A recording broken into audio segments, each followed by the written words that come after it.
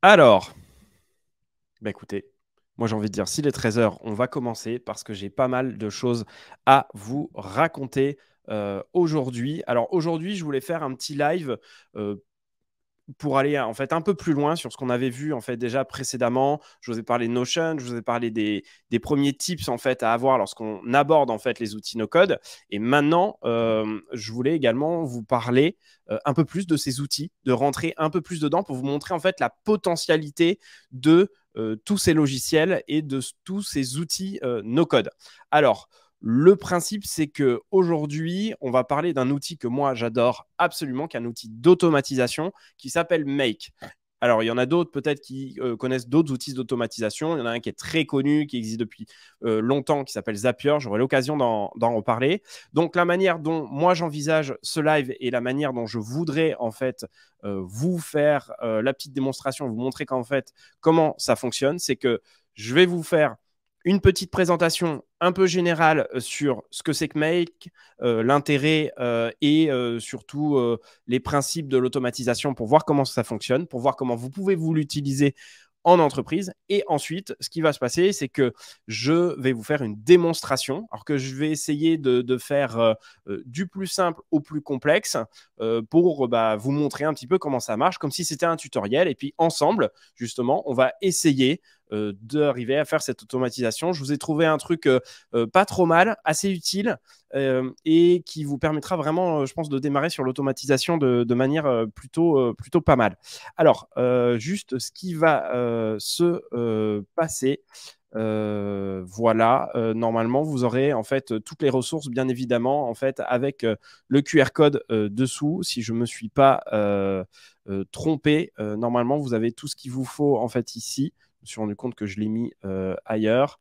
Donc, alors attendez, les webinars. Si jamais vous voulez accéder, donc du coup, à toute la documentation et tout ce dont je suis en train en fait de vous parler, vous avez juste en fait à vous rendre sur le QR code, à faire en sorte de le scanner et ensuite tout sera bon. Donc voilà, et ben écoutez, je vous partage mon écran et puis je vous propose de démarrer tranquillement par une petite présentation pour vous montrer en fait comment tout ça fonctionne. Alors, bon, et je vous ai bien évidemment prévu donc une petite présentation dans laquelle justement je vais vous montrer comment démarrer l'automatisation plus globalement et surtout plus spécifiquement avec un outil qui s'appelle Make, d'accord? Et l'objectif, encore une fois, c'est d'essayer de vous faire comprendre comment, d'un point de vue business, comment vous, d'un point de vue soit entrepreneurial, si vous êtes solopreneur ou si vous êtes une grosse boîte, comment vous pouvez utiliser Make dans votre quotidien professionnel. Ça, c'est vraiment un point qui est important. Alors, le premier point, c'est qu'on a un problème. Okay, pourquoi est-ce que tous ces outils d'automatisation existent? Pourquoi Make existe? C'est parce que l'idée, c'est qu'ils résolvent un problème. Et moi, je vois au moins deux problèmes. Alors peut-être que vous, dans le chat, vous en verrez d'autres et n'hésitez pas à en partager. Quels sont les problèmes? D'ailleurs, j'aurais pu mettre un S. J'en vois deux. Les problèmes, en fait, c'est qu'il y a à l'origine, en fait, des logiciels qui ne se parlaient pas. Pour, on va dire, les plus anciens d'entre vous, les plus anciens d'entre nous, vous avez sûrement connu en fait pas mal de logiciels que vous deviez installer sur votre ordinateur, bien évidemment qui étaient connectés à rien du tout. Et quand vous aviez besoin de faire des choses, mais il fallait tout simplement copier-coller les éléments que vous aviez dans un logiciel vers un autre logiciel. Chaque logiciel était chacun dans son coin et en fait, personne ne se parlait et du coup, ça posait une problématique parce qu'en fait, les données étaient un peu partout et tout simplement, on perdait beaucoup de temps, par exemple, à les copier-coller ou justement à utiliser ces données dans un autre logiciel. D'accord? Donc voilà, pour simplifier. Et la seconde, c'est que en fait, en entreprise, vous avez souvent beaucoup de données, énormément de données, et qui ont deux problématiques. La première, c'est qu'elles sont souvent en fait non structurées. Alors, pas toujours, hein. Parfois, vous avez des données qui sont très bien structurées, mais vous avez quand même beaucoup d'entreprises, beaucoup de données, en fait, qui justement, en fait, n'ont pas de structure particulière. Et ensuite, vous avez aussi des données qui sont extrêmement éparpillées. Vous en avez un petit peu sur votre mail, vous en avez un petit peu sur votre tableau Excel, vous en avez un petit peu sur Word, vous en avez un petit peu sur votre logiciel de compta, etc., etc., etc. Et en fait, le problème de ça, c'est que vous avez besoin en fait d'utiliser toutes ces données-là pour pouvoir analyser ce que fait votre business, pour pouvoir sortir des données qui sont pertinentes par rapport à votre business. Et par conséquent, vous avez besoin d'avoir ces données, parfois au même endroit, et surtout de les utiliser alors qu'elles viennent de sources qui sont très différentes. Et ça, du coup, c'est la problématique. D'accord? On en voyait deux, des logiciels qui ne se parlaient pas et des données qui aujourd'hui sont non structurées et qui sont éparpillées. Solution. L'objectif pour faire ça, je pense que vous avez commencé à le comprendre, c'est de connecter ces différentes applications, le logiciel de compta, le tableau Excel, le mail, etc., de devoir en fait et de pouvoir les connecter entre elles pour qu'elles puissent se parler. C'est ça qui est très important, c'est que ces applications-là puissent se parler. Et alors ça, c'est permis grâce à ce qu'on appelle des API. D'accord? C'est Application Programming Interface. Vous noterez l'accent anglais absolument incroyable. Je progresse. Et ça, c'est permis grâce aux différentes API. OK? Alors, pour être très honnête, si juste on revient d'un point de vue historique, les API, ce n'est pas quelque chose de nouveau. Moi, ça fait plus de 10 ans en fait, que je suis dans le web et ça existait déjà il y a 10 ans. Mais par contre, ce qui est hyper intéressant, c'est que il y a justement 10 ans, le principe des API, ce n'était pas encore extrêmement développé sur les logiciels. Aujourd'hui, quasiment, il n'y a plus aucun logiciel qui sort sur le marché sans avoir une API, donc la possibilité de se connecter avec d'autres applications. D'accord? Alors, bien évidemment, quand je vous disais les API, ce n'est pas nouveau, mais effectivement, les outils d'automatisation ont poussé ça en fait encore plus loin. D'accord? Parce qu'ils les utilisent en fait aujourd'hui, et on va parler de Make et justement de toutes les applications qui sont utilisées. Et surtout, ces logiciels d'automatisation, notamment comme Make, ont rendu en fait l'utilisation de ces API beaucoup plus simple. Parce que ce qu'il fallait voir, c'est qu'à l'origine, en fait, si vous vouliez effectivement connecter des applications entre elles, il fallait savoir ce que c'était qu'une API et il fallait bien évidemment être souvent développeur ou développeuse. D'accord? Et donc, le problème, c'est que le constat, en fait, on le connaît, c'est qu'aujourd'hui, être développeur, c'est quelque chose qui n'est pas facile et les meilleurs talents qui sont sur le marché, finalement, sont quasiment tous déjà pris. Donc, ils ont tous déjà du travail et la réalité, c'est qu'aujourd'hui, ils ont beaucoup trop de boulot et pourtant, il y a vraiment des demandes d'applications qui sont de plus en plus fortes. Donc, c'est à ce moment-là que des outils comme Make deviennent vraiment intéressants parce qu'ils vous permettent de connecter des applications entre elles grâce à la puissance des API. D'accord? Alors, qu'est-ce que c'est qu'une API? Alors ça, globalement, ce qui va se passer, c'est que j'ai prévu en fait un workshop de quasiment 2 heures pour vous expliquer plus en détail comment est-ce que vraiment on utilise des API. Donc à définir, ce n'est pas toujours quelque chose qui est très simple, notamment en fait pour une personne qui n'est pas développeur, mais globalement, la manière dont moi je pourrais vous l'expliquer avec des mots assez simples, une API, en fait, c'est un moyen pour une application donnée, d'accord, d'échanger de la donnée avec l'extérieur, c'est-à-dire avec une autre application. D'accord? Et c'est pour ça que ce moyen d'échanger, en fait, ça, c'est ce qu'on appelle effectivement cette fameuse interface. D'accord? Ce qui se passe, c'est qu'en fait, sans API, effectivement, vous ne pouvez pas accéder à la donnée. En règle générale, quand vous avez de la donnée dans un logiciel, elle est stockée sur la base de données, elle n'est utilisée qu'avec le logiciel. D'accord? Il n'y a pas du tout de données qui sont partagées à l'extérieur. Par contre, lorsque vous avez une API qui est justement disponible, vous pouvez prendre ce logiciel et justement vous pluguer dessus, vous connecter dessus pour essayer de prendre les données qu'il y a à l'intérieur, les données qui vous intéressent, et ensuite de les envoyer dans une autre application, de les utiliser, de les transformer grâce à votre application à vous ou à des logiciels comme Make. D'accord? Et bon, ce qui est hyper intéressant, et c'est vrai qu'on pourra en parler parce que ça, c'est ce que je trouve hyper magique et les API, c'est vraiment quelque chose à titre personnel qui a vraiment changé ma vie et ma manière de voir l'informatique. En fait, les API, elles ont permis également à d'autres business d'évoluer. Parce que par exemple, vous pourriez imaginer que ce qui se passe, c'est qu'un logiciel a décidé de faire telle application, il est dans une niche en particulier, mais il a des données qui sont intéressantes et qui peuvent être utilisées avec une autre application. Et typiquement, ce qui se passe, c'est qu'on pourrait imaginer qu'une autre application fait un autre business en utilisant une partie des données de cette première application qui a une API en fait ouverte.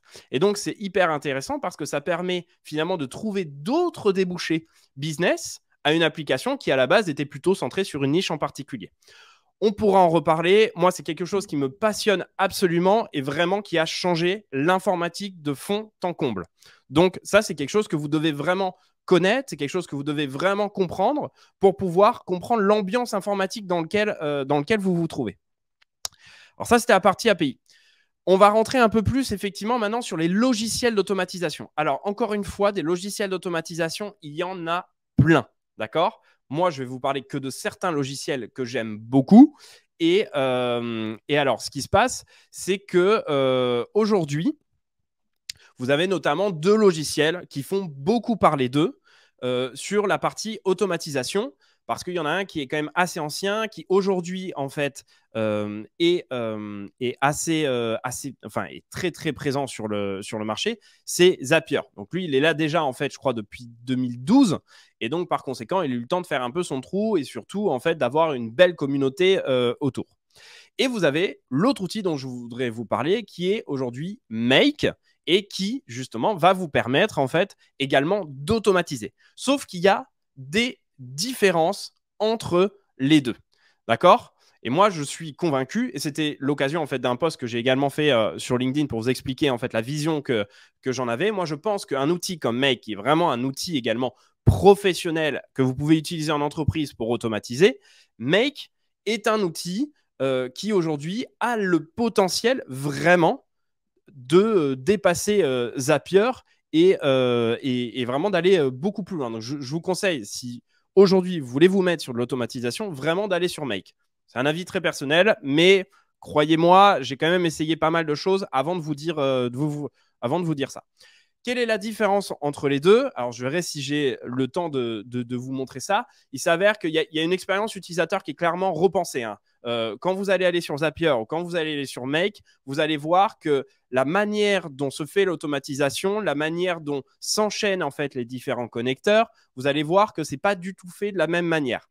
Moi, j'ai tendance à penser, mais pas seulement moi, également beaucoup de personnes dans l'écosystème no-code, dans l'écosystème de l'automatisation, ont tendance effectivement à penser que Make a choisi une expérience utilisateur qui était pour le coup plus intéressante et plus facile à lire. Ok, globalement, pour vous faire ça, et je verrai à la fin si j'ai le temps effectivement de vous montrer en fait des différences de visuel. Vous allez voir vraiment Make comment ça marche. Zapier, en règle générale, ça marche un peu par ligne, d'accord? Vous connectez par exemple à votre Twitter qui reçoit en fait des tweets et ensuite vous avez une autre application en dessous qui justement va recevoir ces tweets, par exemple, pour imaginer un Google Sheet, un Airtable, etc. Ok, ça c'est une présentation qui est plutôt en fait faite de manière verticale et qui est une présentation comme une autre, mais qui, moi, je trouve, ne permet pas vraiment de mettre en lumière très bien en fait ces différentes connexions. Et vous avez également la vision de Make, qui est une vision plutôt horizontale. Et ça, vous allez le voir, c'est une vision, en fait, où vous avez différents modules qui se suivent les uns à la suite des autres, un peu comme des wagons, en fait, d'un train. Et je trouve que c'est quelque chose qui se marie très bien avec une expérience utilisateur de bon niveau, même si vous êtes débutant. Donc ça, c'est la première des choses. Et effectivement, pourquoi Make plutôt que Zapier? C'est parce que ça vous permet en fait d'aller plus loin techniquement. Et effectivement, il y a des modules qui sont vraiment très, très, très puissants, qui vont vous permettre de transformer de la donnée, en fait, de manière assez puissante. Alors, on n'aura pas vraiment le temps de voir tout ça dans ce live parce que, encore une fois, j'essaie vraiment de respecter ces 30 minutes pour qu'on puisse voir ça. Mais sachez que vous pouvez aller très loin et on pourra voir dans des prochains workshops comment faire en sorte d'aller plus loin avec ces différents modules. Alors, juste, et ça, je pense que c'est vraiment une slide importante, c'est comprendre les principes de l'automatisation. D'accord? Alors là, je vous ai donné 3 points qui me semblent hyper importants pour savoir si oui ou non vous avez besoin en fait vous avez besoin d'automatisation. D'accord? Il y a 3 éléments qui se passent dans une automatisation. On va dire 2 éléments plus 1. Vous avez d'abord un élément déclencheur. OK? Et il faut bien que quelque chose déclenche cette automatisation, d'accord? Ça peut être soit le clic sur un bouton, soit une date prédéfinie, vous avez envie en fait de déclencher une automatisation. Bref, ça peut être en fait un événement quelconque. C'est ce qu'on appelle en fait un trigger, d'accord? J'utilise en anglais à des fins parce que ça, c'est des termes que vous allez rencontrer en fait très régulièrement. Trigger, ça veut dire déclencheur en anglais. Donc ça, c'est le point important parce que c'est le début d'une automatisation. Il faut forcément un élément déclencheur. OK, on y reviendra après.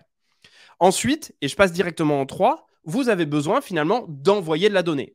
c'est ce que je vous disais tout à l'heure, vous avez besoin de vous connecter finalement à une application pour récupérer ensuite cette donnée et l'envoyer dans un logiciel, l'envoyer dans un endroit qui vous convient. Alors, l'envoi de la donnée, ça peut se faire sur plein d'autres endroits. Soit vous voulez l'envoyer effectivement dans un logiciel, soit vous voulez le stocker autre part, soit sinon vous voulez en fait donner de l'information autre part. Soit vous voulez envoyer cette donnée par mail, par chat, par SMS. Donc ça, c'est un point qui est extrêmement important et qu'on retrouve dans tous les logiciels d'automatisation. Un élément déclencheur et un envoi de la donnée. Mais il y a quelque chose de très, très, très important qui se passe entre les deux et qui est souvent nécessaire, c'est le besoin de traiter de la donnée. C'est-à-dire qu'en fait, vous avez cet élément déclencheur qui fait que vous recevez de la donnée et par conséquent, vous allez avoir besoin de regarder cette donnée et de voir si cette donnée-là, elle correspond exactement à ce qu'attend le logiciel en face.